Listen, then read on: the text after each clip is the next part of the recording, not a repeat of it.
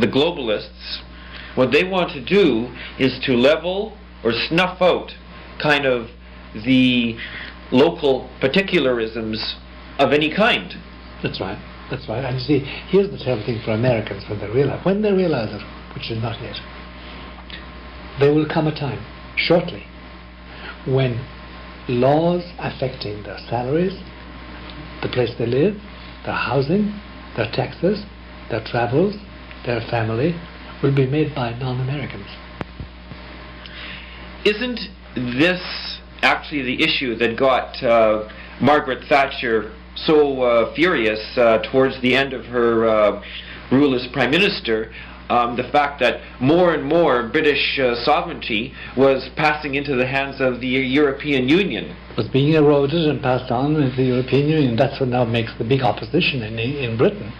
They know that when they enter the European Union, when they have monetary union in 1999, that is the end of Britain as they know it. So much so, Bernard, I think there's going to be big resistance to this European Union at the last moment. They may have to enter it, and they may go under, be submerged, and it'll be the end of England as we have known it. But to revert to the situation with the New World Order, Americans will find this out too late, and they can't do anything about it. What can we do when the laws are made by others? And, for instance, the NAFTA agreement affects jobs here. Can we do anything about it? No, sir. And the World Trade Organization, of which we're signatories, are going to make laws about world trade that will affect our jobs and our money and our dollar and our salaries. We can't do anything about it. We are caught in it. There's no escaping this. We're in the New World Order. Now, here's the point.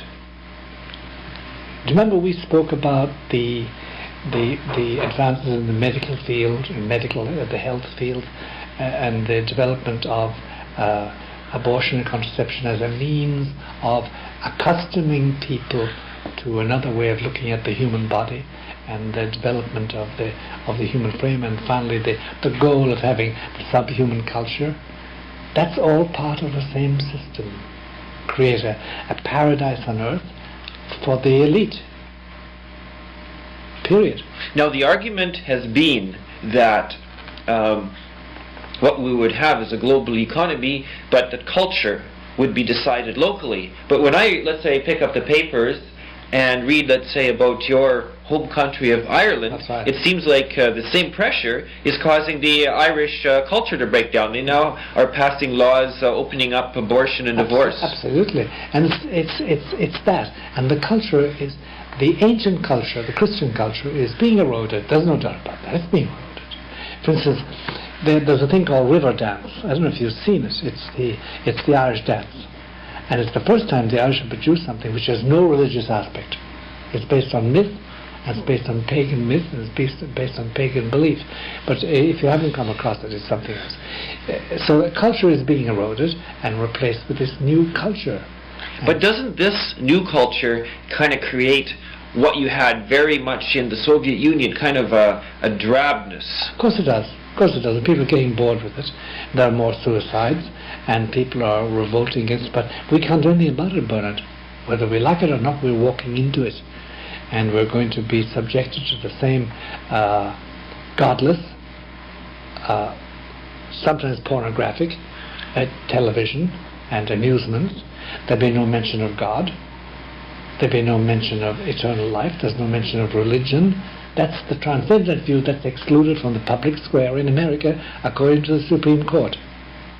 And that's the New World Order. Now what's going to happen?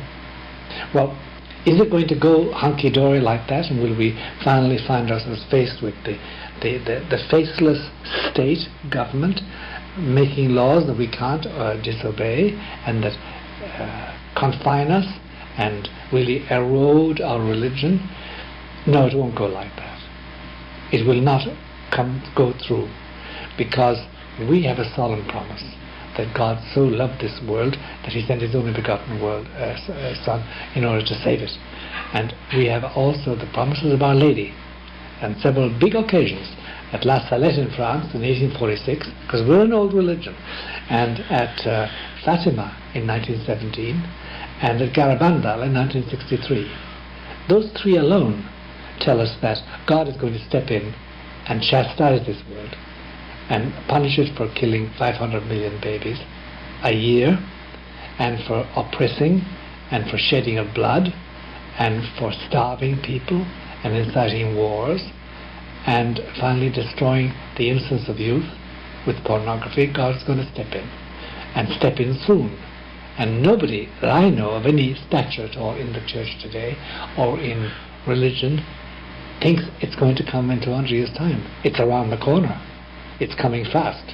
Now, is this why, and you talked about this, I think that was the very first scene in Windswept House in 1957, when the dignitaries of the six first countries of the, at that time it was the European Economic Community, met with the Pope, that the Pope, Pius XII, foresaw that they would have their day, but it would only be a day. It's only a day.